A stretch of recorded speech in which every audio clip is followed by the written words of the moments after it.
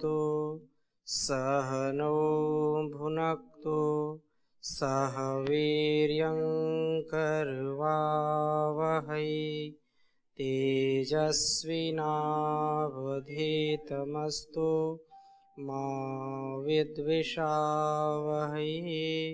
ओम शांति शांति शांति। प्राणायाम का प्रकरण चल रहा है और बहुत विस्तार से हमने कोशिश की, क्योंकि विद्या तो अनंत है। बहुत संक्षिप्त में अब मैं प्राणायाम के विषय में थोड़ी सी चर्चा करूंगा, क्योंकि परम पूज्य स्वामी जी महाराज ने प्राणायाम के विषय में बहुत कुछ बताया है, बहुत कुछ लिखा है हमारे ऋषियों ने, और वेदों में जो बातें आई हैं उनको मैंने कोशिश की है कि आप तक उनको पहुंचाऊं।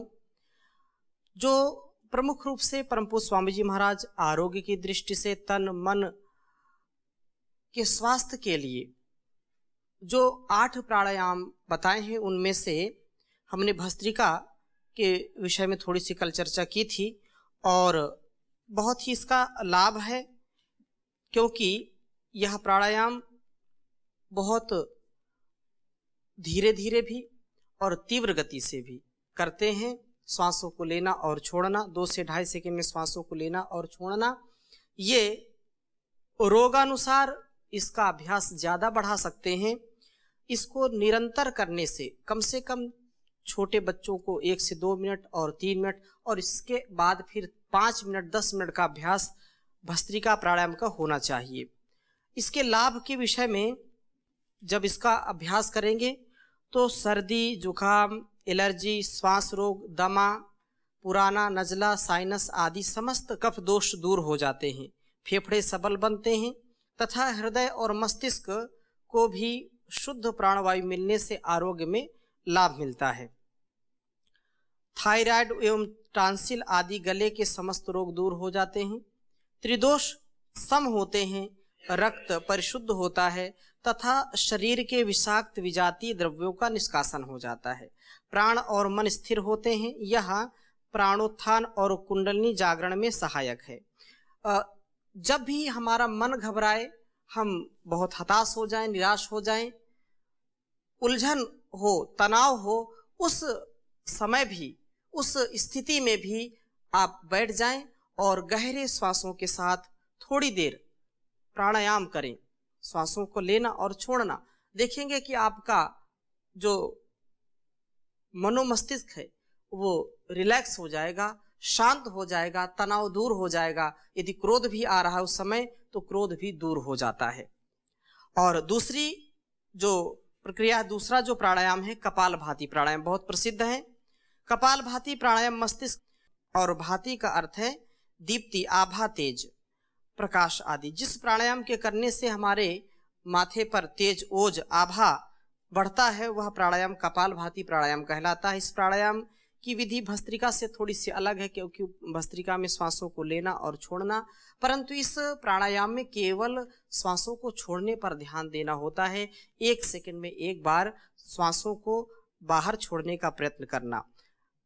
जब भस्त्रिका में रेचक और पूरक श्वासों को लेना छोड़ना दोनों होता है, परंतु इसमें कपालभाति में मात्र रेचक अर्थात श्वासों को शक्ति पूर्वक बाहर छोड़ने पर पूरा ध्यान दिया जाता है।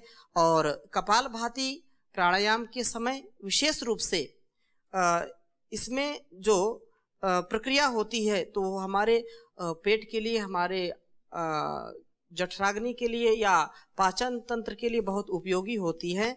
ऐसा जो है स्वाभाविक रूप से होता है। पेट में भी आकुंचन और प्रसारण की जो क्रिया होती है वह मूलाधार, स्वादिष्ठान एवं मणिपुर चक्रों पर इसका विशेष बल पड़ता है। दिन भर कोई पुरुषार्थ करता रहे, मेहनत करता रहे, लेकिन जो हमारे आंतरिक स्थिति है, हमारे जो पेट के जो अवयव हैं, जो परमात्मा ने यंत्र लगा रखे हैं, उनका कभी भी जब हम व्यायाम नहीं कर पाते हैं, उनको क्रियाशील नहीं कर पाते हैं, तो उनमें रोग उत्पन्न होने लगते हैं। उन रोगों को दूर करने के लिए कपालभाति प्राणायाम, चाहे वह लीवर हो, चाहे आपका आंतें हो, किडनी हो, जो पाचन तंत्र हो, प्लीहा हो, ये सब इससे क्रियाशील होते हैं और बहुत उत्तम स्वास्थ्य होता है। इस कपालभाति प्राणायाम करते समय जैसा कहा कि विधि पूर्वक करें, अनुष्ठान की भांति करें, शिव संकल्प के साथ करें। तो कपालभाति प्राणायाम को करते समय मन में ऐसा विचार करना चाहिए कि जैसे कि मैं श्वास को बाहर छोड़ रहा हूं और इस प्रश्वास के साथ मेरे शरीर के समस्त रोग बाहर जा रहे हैं, बाहर निकल रहे, नष्ट हो रहे हैं। जिसको जो शारीरिक रोग है, जिस भाग में रोग है या दोष है, विकार है, काम है, क्रोध, लोभ, मोह, ईर्ष्या, राग, द्वेष आदि के बाहर छोड़ने की भावना इसमें बनानी चाहिए। और इस प्रकार रोग के नष्ट होने का विचार श्वास छोड़ते वक्त करने पर विशेष लाभ होता है। हम जैसे मन भाव से करते हैं वैसा ही प्रभाव हमारे शरीर पर पड़ता है। इसलिए कपालभाति प्राणायाम को ऐसे करना चाहिए। और जैसा कि बताया कि रोग विशेष में इसको और बढ़ा सकते हैं। 5 मिनट से लेकर के 15 मिनट, 10 मिनट और 20 मिनट, 25, 1-1 घंटे कपालभाति प्राणायाम का अभ्यास रोग विशेष में करना चाहिए। या इससे भी अधिक यदि आपको है तो 1 घंटे, 1.5 घंटे, 2 घंटे भी लोगों ने किया है और वो बड़े से बड़े जो भयंकर रोग थे, जो असाध्य रोग थे, उनसे उनको निजात मिली है। और जो इसमें विशेष लाभ विशेष रूप से मस्तिष्क और मुखमंडल पर ओज, तेज, आभा तथा सौंदर्य बढ़ता है। जो लोग अपने मुखमंडल को तेजस्वी बनाना चाहते हैं, बाहर की जो सौंदर्य प्रसाधन की चीज़ें पता नहीं क्या क्या लगाते रहते हैं, उससे उतना प्रभाव नहीं पड़ता है जितना कि कपालभाति प्राणायाम को करने से पड़ता है। पूरे चेहरे पर निखार आ जाता है। इसलिए इसको अवश्य करना चाहिए। ये प्राकृतिक सौंदर्य बढ़ाता है। दूसरा, समस्त कफ रोग, दमा, श्वास, एलर्जी, साइनस आदि रोग नष्ट हो जाते हैं। हृदय, फेफड़ों एवं मस्तिष्क के समस्त रोग दूर होते हैं।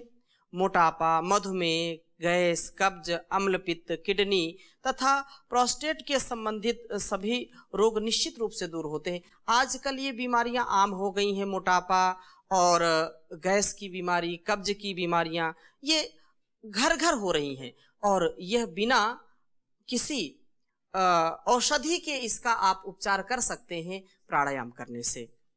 और कब्ज जैसा खतरनाक जो इस प्राणायाम को नियमित करता है उसको कब्ज नहीं होती है। और मधुमेह बिना औषधि के नियंत्रित किया जा सकता है तथा पेट आदि का बढ़ा हुआ भार भी 1 माह से 4 माह में 4 से 6 किलो तक कम किया जा सकता है वजन इससे। हृदय की धमनियाँ जो है अवरोध जिसमें आ जाते हैं वो खुल जाते हैं। मन स्थिर होता है, तो शांत तथा प्रसन्न रहता है। नकारात्मक विचार हट जाते हैं, नष्ट हो जाते हैं, जिससे जो तनाव है, डिप्रेशन आदि रोगों से छुटकारा मिल जाता है। लगातार एकाग्रता के साथ करेंगे तो ऊर्जा का संचार होता है। चक्रों का जो है शोधन तथा मूलाधार चक्र से सहस्त्रार चक्र पर्यंत समस्त चक्रों में एक दिव्य शक्ति का संचरण होने लगता है कपालभाति प्राणायाम करने से। इस प्राणायाम के करने से आमाशय, अग्नाशय, पेंक्रियाज, यकृत, प्लीहा, आंत, प्रोस्टेट एवं किडनी का आरोग्य विशेष रूप से बढ़ता है।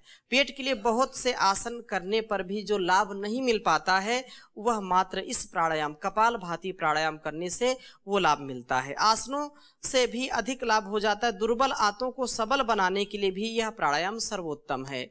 और जिनको यौन रोग हैं, यौन रोग में भी यह विशेष लाभकारी है। चाहे स्त्री हो या पुरुष हो, दोनों के लिए यह कपालभाति प्राणायाम अत्यंत लाभकारी है। अनेक रोग हो जाते हैं, जो नवयुवक हो या नवती हो, तो नवयुवतियों को भी, नवयुवकों को भी यदि यौन रोगों से छुटकारा पाना है तो प्राणायाम की शरण में आना चाहिए, उनको प्राणायाम करना चाहिए। तृतीया जो प्रक्रिया है बाह्य प्राणायाम, जो त्रिबंध के साथ उस प्रक्रिया को करते हैं। तो इस विधि क्या है, सिद्धासन या पद्मासन में विधि पूर्वक बैठ करके श्वास को एक ही बार में बाहर निकाल देते हैं और श्वास को जैसे बाहर निकाला, मूल बंद, उड्डयन बंद, जालंधर बंद लगा करके श्वास को यथाशक्ति बाहर ही रोक करके रखते हैं। जब श्वास लेने की इच्छा हो तब बंधों को हटाते हुए धीरे धीरे श्वास लें। श्वास भीतर लेकर उसे पुनः जो है बिना रोके ही पुनः पूर्वत श्वसन क्रिया बाहर निकाल दें। ये प्रक्रिया है। इस प्राणायाम को करते समय जो मंत्र है, जो विचार है, जो शिव संकल्प है, उसमें इस प्रकार से शिव संकल्प पूर्वक प्राणायाम करना चाहिए। बाह्य प्राणायाम करते समय कपालभाति के समान श्वास को जैसे बाहर निकालते हुए समस्त विकारों दोषों को भी बाहर निकाला जा रहा है, ऐसी भावना बनानी चाहिए।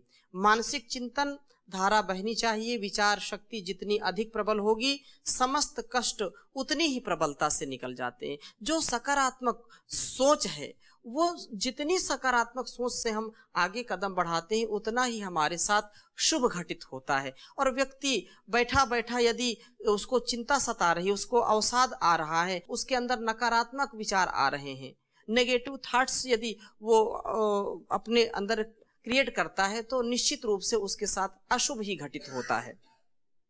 इसलिए यह प्रबल इच्छा शक्ति के साथ हमको सकारात्मकता के साथ विचार पूर्वक प्राणायाम करना चाहिए। और मन का शिव संकल्प से युक्त होना हर प्रकार की आधि और व्याधि का संहारक है और शीघ्र सुख जो है सुफलदायक होता है, सुख की प्राप्ति होती है। जो बाह्य प्राणायाम है उसके लिए जैसे कहा कि 3 से 5 सेकंड में श्वास को सहजता से पूरा अंदर भरना, 3 से 5 सेकंड में सहजता से बाहर छोड़ना, और फिर जो है रोक करके रखना, जितना रुक सके 10 सेकंड, 15 सेकंड, 1 मिनट, यथा सामर्थ्य यथा शक्ति रोकना चाहिए। और इसमें जब और कोई ज्यादा समस्या है तो इसका अभ्यास हमको 5 बार, 10 बार, 11 बार इसकी आवृत्ति होनी चाहिए।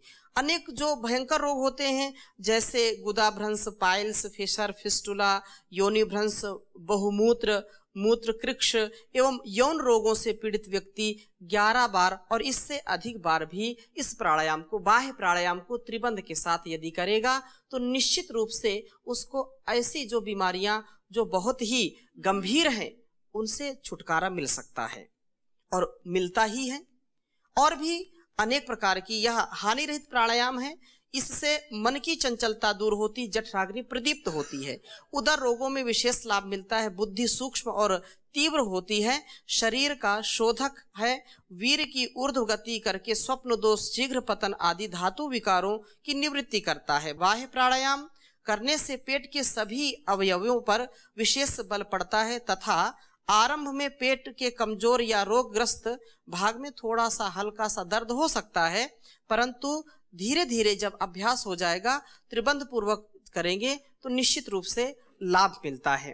प्राणायाम के विषय में जो योग दर्शन में आया कि इसमें भी बाह्य प्राणायाम का विशेष जो है संकेत किया गया है। तो योग दर्शन में कहा कि बाह्य आभ्यंतर स्तंभ वृत्तिर देश काल संख्या भी परिदृष्टो दीर्घ सूक्ष्म। तो बाह्य वृत्ति, आभ्यंतर वृत्ति और स्तंभ वृत्ति प्राणायाम देश काल और संख्या के द्वारा जाना हुआ लंबा और हल्का हो जाता है।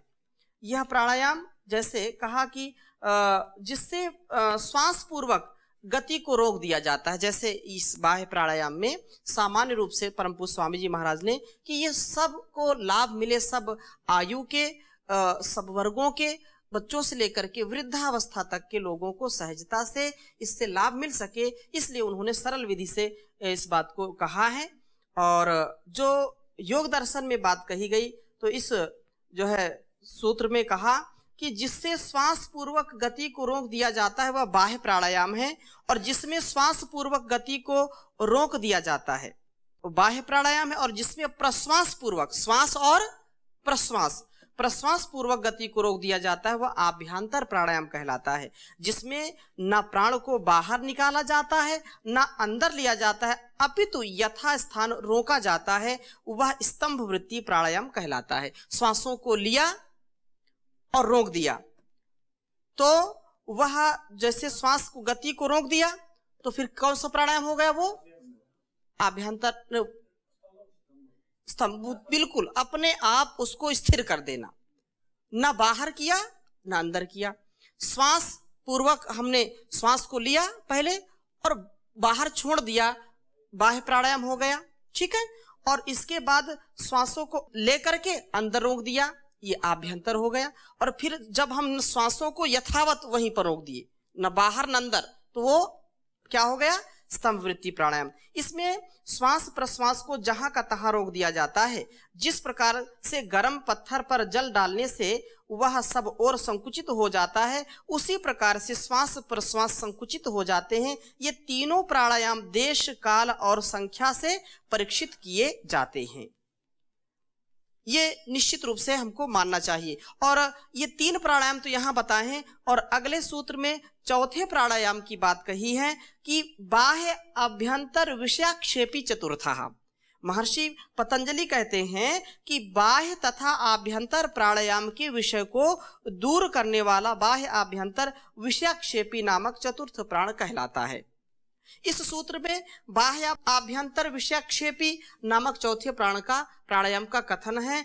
देश काल संख्या के द्वारा परीक्षित बाह्य प्रदेश में होने वाला प्राणायाम इस प्राणायाम द्वारा उल्लंघित होता है, अर्थात इस प्राणायाम के द्वारा अतिक्रांत होता है। जब बाह्य वायु बाहर देश से अंदर की ओर गति करने लगती है तो यह प्राणायाम उसकी गति को रोक देता है। उसी प्रकार से आभ्यंतर परीक्षित प्राणायाम में वायु जब भीतर से बाहर की ओर गति करती है तो यह उसकी गति को रोक देता है। इस प्रकार से दोनों प्राणायाम दीर्घ और सूक्ष्म होते हैं। बाह्य आभ्यंतर दोनों प्राणायामों को क्रम से परिपक्व बना लेने पर इस प्राणायाम के द्वारा दोनों की गति का अभाव हो जाता है। यह चौथा प्राणायाम है। जब बाह्य वायु अंदर की ओर जाती है तो उसको रोक देता है, जब आभ्यंतर वायु बाहर की ओर आती है तो उसे भी रोक देता है। इसलिए इसका नाम बाह्य आभ्यंतर विषयाक्षेपी प्राणायाम कहा है। ये चौथा प्राणायाम है। तो यहाँ पर जो प्राणायाम रहस्य में जो परम पूज्य स्वामी जी महाराज ने लिखा है उसको हम पुनः देखते हैं। तो यह प्राणायाम विशेष रूप से लाभकारी है। अनेक प्रकार के दोषों में, यौन रोगों में बहुत लाभकारी है। और चतुर्थ प्राणायाम है उज्जाई प्राणायाम। उज्जाई प्राणायाम जो पूरक प्राणायाम में पूरक करते हुए गले को सिकोड़ते हैं और हिचकी जैसी आती है उस उच्चारण को बढ़ाते हैं। गले को सिकोड़कर श्वास अंदर भरते हैं। जैसे खराटे आते हैं तो गले पर दबाव पड़ता है, वैसे आवाज होती है। वैसे से पूरक करते हुए कंठ से ध्वनि होती है। ध्यान उपयोगी आसन में बैठ करके दोनों नासिकाओं से वायु को अंदर खींचिए, कंठ को थोड़ा संकुचित करके। इसको आप देख सकते हैं और इसका लाभ बहुत है। ये उज्जाई प्राणायाम जो भी व्यक्ति करता है, जो भी स्त्री या पुरुष करते, कोई भी करे, उसके लिए बहुत लाभकारी है। क्योंकि बहुत सारे ऐसे लोग होते हैं जिनको 12 महीने सर्दी जुकाम बनी रहती है, जिनको खर्राटे आते हैं। वो स्वयं तो सो जाते हैं, उनको पता नहीं चलता कि खर्राटे आते हैं, लेकिन बगल में जो लेटा हुआ व्यक्ति होता है उसको बड़ी परेशानी होती है। इसलिए इस प्राणायाम को करने से जो साल भर जो सर्दी जुकाम बनी रहती है वो जो उससे पीड़ित होते हैं वो दूर करता है। और थायराइड, स्नोरिंग और स्लीपन एपनिया, हृदय रोग, अस्थमा, फुफ्फुस एवं कंठ विकार, टांसिल, अनिद्रा, मानसिक तनाव, रक्तचाप, अजीर्ण, आमवात और जलोदर, क्षय, ज्वर, प्लीहा आदि के रोग इससे दूर होते हैं। उसके लिए यह लाभप्रद है। गले को ठीक, निरोग एवं मधुर बनाने हेतु इसका नियमित अभ्यास करना चाहिए। कुंडलिनी जागरण, अजपा जप, ध्यान आदि के लिए भी यह प्राणायाम उत्तम है। इससे बच्चों का तुतलाना भी ठीक हो जाता है। यदि बच्चे तुतलाते हैं तो उनको उज्जाई प्राणायाम कराते हैं तो उनका तुतलाना ठीक हो जाता है। और पंचम प्राणायाम है अनुलोम विलोम प्राणायाम। अनुलोम विलोम प्राणायाम सभी जानते हैं कि दाएं हाथ को उठा करके जो है दाएं हाथ के अंगुष्ठ के द्वारा दायां स्वर अर्थात पिंगला नाड़ी तथा अनामिका एवं मध्यमा अंगुलियों के द्वारा बायां स्वर बंद करना चाहिए। हाथ की हथेली को नासिका के सामने न रख करके थोड़ा सा दूर रखें, पास में न रखें, ताकि जो श्वास प्रश्वास है उसमें कोई बाधा ना आने पाए। इस प्राणायाम को इस प्रकार से आरंभ करते हैं। और जैसा कि बताया कि इसका बहुत ही विशेष लाभ मिलता है। और निरापद प्राणायाम ये है, ये शक्ति का संचार करने वाला प्राणायाम है। अनुलोम विलोम के निरंतर अभ्यास से मूलाधार चक्र में सन्निहित शक्ति का जागरण होता है। इससे जो है सामर्थ्य हमारा बढ़ने लगता है और निश्चित रूप से कुंडली जागरण होता है। ऊर्ध्वरेतस भी व्यक्ति से बनता है। मानसिक रूप से चिंतन और मनन भी करते रहना चाहिए। श्वास प्रश्वास लेते छोड़ते समय ओम ओम का जो है मन में जब भी करते रहें तो और उत्तम है। इसमें शिव संकल्प के रूप में विचार करें कि इड़ा एवं पिंगला नाड़ियों में श्वास का घर्षण और मंथन होने से सुषुम्ना नाड़ी जागृत हो रही है। अष्ट चक्रों के सहस्रार चक्र पर्यंत एक दिव्य ज्योति का ऊर्ध्व स्फुरण हो रहा है। मेरा पूरा देह दिव्य लोक से दीप्यमान हो रहा है। ऐसा विचार करना चाहिए कि मैं चारों ओर से पूर्ण रूप से अपने शरीर को स्वस्थ महसूस कर रहा हूँ। इस प्रकार दिव्य संवेदनाओं से ओतप्रोत होकर के किए हुए इस अनुलोम विलोम प्राणायाम से विशेष शारीरिक, मानसिक एवं आध्यात्मिक लाभ की प्राप्ति होती है। मूलाधार चक्र से स्वतः एक ज्योति स्फुटित होगी, कुंडलिनी जागरण होगा, आप ऊर्ध्वरेता बनेंगे और शक्तिपात की जो दीक्षा में स्वतः दीक्षित हो जाएंगे। जो लोग बाहर से शक्तिपात कराते हैं वो स्वयं अपने अंदर शक्ति का आधान कर पाएंगे। अनुलोम विलोम प्राणायाम जैसे पहले भी बताया है कि रोग विशेष में आप इसको बढ़ा सकते हैं, नहीं तो सामान्य रूप से आयु की अवस्था के अनुसार 5 मिनट से लेकर के 15 मिनट तक का अभ्यास प्रत्येक स्वस्थ व्यक्ति को होना चाहिए। और जितना अभ्यास आप कर सकते हैं, आधे घंटे, 1 घंटे, 2 घंटे, अनेक जो असाध्य रोग हैं उनमें 2-2 घंटे का अभ्यास और इससे भी अधिक कर सकते हैं। निरापद यह प्राणायाम है, इससे लाभ बहुत हैं। इस प्राणायाम से 72,72,10,201 नस नाड़ियां परिशुद्ध हो जाती हैं। संपूर्ण नस नाड़ियों की शुद्धि होने से देह पूर्ण कांतिमय एवं बलिष्ठ हो जाता है। संधिवात, आमवात, गठिया, कंपवात, स्नायु दुर्बलता आदि समस्त वात रोग, मूत्र रोग, धातु रोग, शुक्र क्षय, अम्ल पित्त, शीत पित्त आदि समस्त पित्त रोग दूर हो जाते हैं। सर्दी, जुकाम, पुराना, नजला, साइनस, अस्थमा, खांसी, टांसिल आदि समस्त कफ रोग दूर होते हैं। त्रिदोष का शमन करता है। हृदय की धमनियां में जो अवरोध आ जाते हैं वो ब्लॉकेज खुल जाते हैं। इस प्राणायाम का नियमित अभ्यास करने से लगभग 3-4 माह में 30% से 40% तक ब्लॉकेज खुल जाते हैं। ऐसा जो है अनेक रोगियों पर परीक्षण किया जा चुका है। हजारों लाखों लोगों ने इसका जो है लाभ लिया है। कोलेस्ट्रॉल, HDL या LDL आदि की अनियमितताएं दूर हो जाती है। नकारात्मक चिंतन एवं परिवर्तन उनका होता है। सकारात्मक विचार बढ़ने लगते हैं। आनंद, उत्साह एवं निर्भयता की प्राप्ति होने लगती है। संक्षिप्त में ये कहें कि प्राणायाम तन, मन, विचार एवं संस्कार सब इससे परिशुद्ध होते हैं। देह के समस्त रोग नष्ट हो जाते हैं तथा मन परिशुद्ध होकर के ओंकार के ध्यान में लीन होने लगता है। इस प्राणायाम को 250 से 500 बार तक करने से मूलाधार चक्र में सन्निहित कुंडलिनी शक्ति जो अधोमुख रहती है वह ऊर्ध्वमुख हो जाती है, अर्थात कुंडलिनी जागरण की प्रक्रिया आरंभ हो जाती है।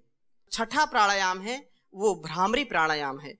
श्वास पूरा भर करके मध्यमा अंगुलियों से नासिका के मूल में आंख के पास दोनों ओर से थोड़ा सा हाथों को इस प्रकार से दबाएं और मन को आज्ञा चक्र में केंद्रित करें। अंगूठों के द्वारा दोनों कानों को पूरा बंद कर लें और अब भ्रमर की तरह जो है गुंजन करना है। ओम का उच्चारण मन ही मन करना है, भौरे की तरह गुनगुनाना है, इसीलिए इसका नाम भ्रामरी प्राणायाम है।